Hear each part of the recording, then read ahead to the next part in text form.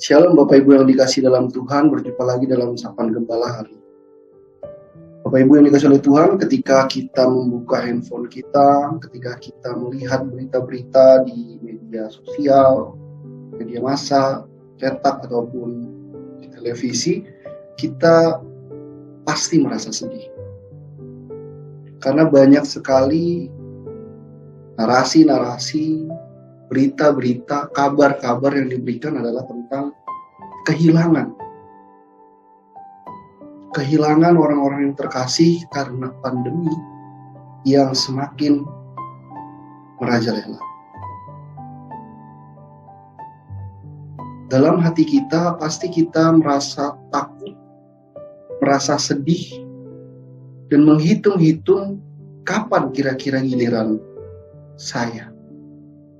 Akibatnya ketika kita memikirkan hal itu, kita akan semakin takut, semakin gegabah dalam menjalani kehidupan kita sekarang ini. Ketika kita melihat banyak orang yang sudah pergi karena pandemi ini, kita melihat bahwa kenapa Tuhan seolah-olah diam. Kenapa Tuhan tidak hadir di tengah penderitaan orang-orang pada saat ini? Kenapa Tuhan terkesan abai dengan apa yang sedang terjadi saat ini? Ketika kita berpikir seperti itu, kita melihat bagaimana juga Tuhan berkarya di dalam kehidupan setiap orang yang mampu melewati masa-masa sulit ini. Tuhan berkarya di dalam kehidupan orang-orang yang menaruh pengharapan juga pada Tuhan. Jadi mengapa semua ini terjadi? Jadi mengapa dan harus apa yang saya lakukan untuk menjalani kehidupan yang semakin tidak menentu ini? Yang semakin menakutkan dan membuat kita seolah ingin mundur dari kehidupan ini. Mari kita melihat apa yang Tuhan Yesus ajarkan. Di dalam Matius 6, ayat yang 24-24 yang menyatakan tentang hal kekhawatiran.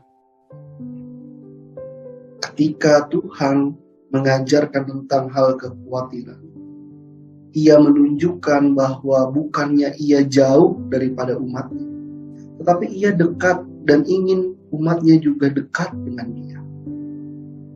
Mengapa orang khawatir? Kenapa orang takut? Karena ia tidak akan tahu hari esok. Ia tidak tahu kapan ia akan menyusul yang lain. Itulah yang membuat dia takut dan khawatir. Tetapi Tuhan dalam pengajarannya mengingatkan kita untuk bukan sekedar hidup di dunia ini, tetapi kita menaruhkan pengharapan, menggantungkan hidup kita kepada Tuhan. Ketika kita menggantungkan itu, maka kekhawatiran dan ketakutan itu mampu kita minimalisir. Bahwa ketakutan itu akan tetap ada. Tetapi bagaimana kita dapat menjalani kehidupan yang menakutkan ini? Yaitu dengan kita mencari Tuhan. Mencari bagaimana karyanya dalam kehidupan kita. Kita sedih, betul. Kita semakin takut dengan keadaan saat ini.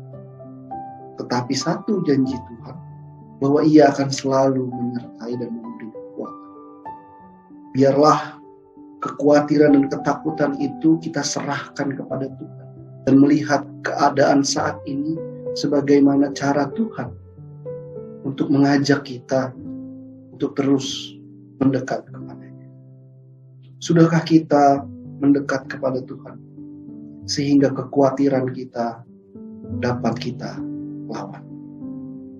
Tuhan menyertai kita dan Tuhan terus